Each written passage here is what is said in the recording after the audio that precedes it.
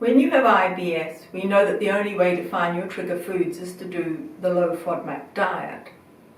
But what about all those foods you've taken out of your diet on your journey to finding the low Fodmap diet? And of course, that could be just a few years, it could be decades, and we all have our journey. Many of my clients arrive at my doorstep, so to speak, with many foods taken out of their diet and with just a handful of foods that they feel safe eating. And they still have their symptoms, so it's not that taking those foods out has actually helped. But we know from a research study done by the Monash University that people with IBS are extremely poor at finding their own triggers, their own food triggers. And in fact, my experience with my clients completely backs that up. So often the list of foods they come to me with that they can't eat is completely inaccurate. I mean, initially, of course, we take notice of it, and I have that list written down, and I don't include them in the meal plans at the beginning of the coaching program. But eventually, we start testing these foods and just easing them back into the diet once the client is symptom-free, and we find that they have no issue with them. Now, of course, there could be something there that is an issue, but on the whole, we're able to add nearly all, if not all, of the foods back in, and this has happened over and over and over again. Many people go and have an IgG test done, and there is no actual proven science behind an IgG test, whereas an IgE test is a scientific test. But when you get the results from an IgG test, there are usually a long list of foods that you're supposedly reacting to.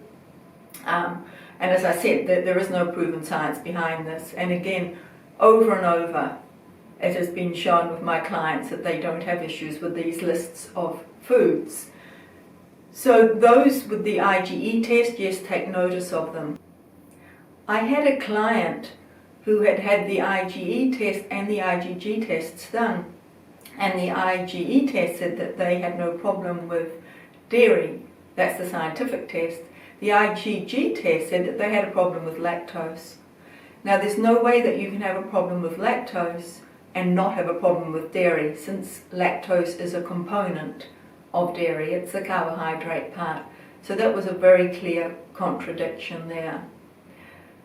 So that's one of the issues, that people have the IgG test done and they take all those foods out of their diet. It doesn't make them feel any better, or it might temporarily, with the placebo effect, make them feel better, but eventually their symptoms are back where they were, but they don't put those foods back in, they leave them out. And they keep searching, they keep on the journey. I also get clients who are convinced they've got issues with things like lectins, salicylates, oxalic acid, deadly nightshades. And yes, they might have an issue with one of those, or even more, although I have never found that with a client, that they have more than one of those as an issue. And again, we're always able to add these back in with very few exceptions. For example, somebody can't eat tomatoes because they get problems, they cause reflux, and so they think it's the deadly nightshade group, the whole group, whereas it is just the tomatoes and the bell peppers and the chilies in that group which cause reflux, and the issue was reflux there, not the deadly nightshades. But meanwhile, they've cut everything else out, the eggplants, the potatoes, and so on. So yes, you may have a problem with one of those, but it's highly unlikely that you don't, that that's not a part of your IBS at all. The other thing is that often it's about the amount you eat of a food, but you decide that it causes issues and you cut it out completely. For example, with eggs, one egg you'd probably be safe with, but many people will have 2 eggs at once, and that's a very high level of fat for somebody with IBS.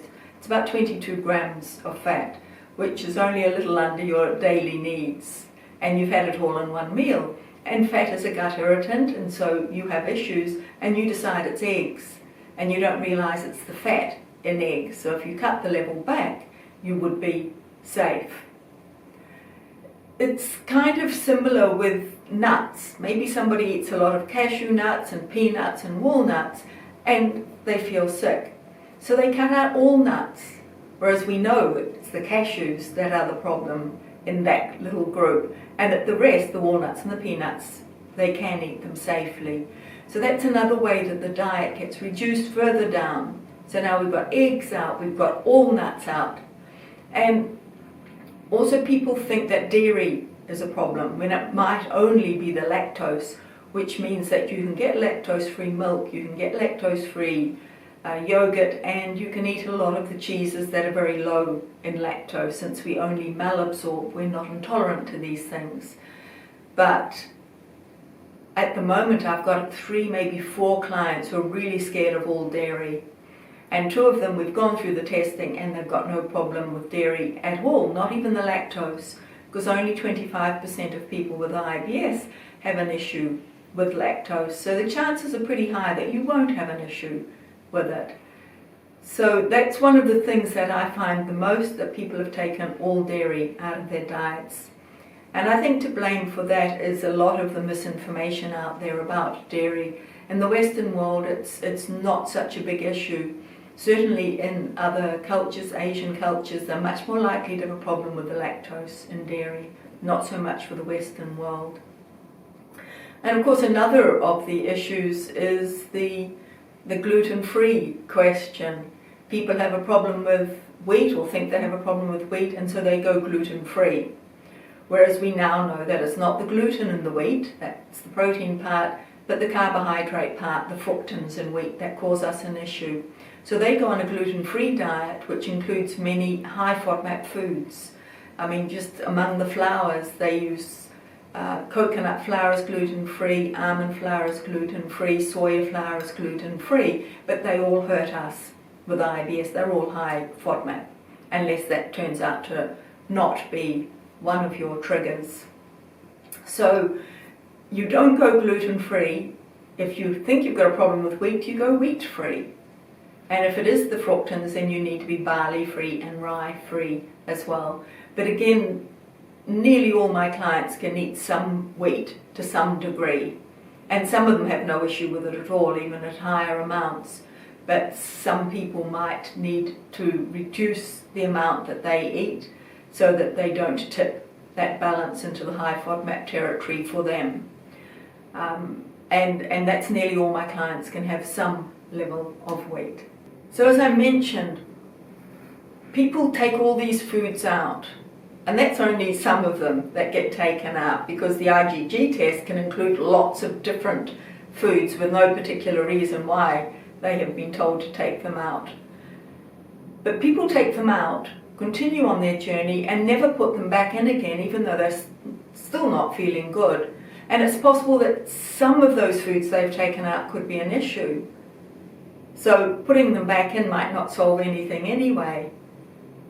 So the idea is, once you get to the low Fodmap diet, you've reached that part of your journey where you find the low Fodmap diet and you have to do the elimination stage to find your triggers.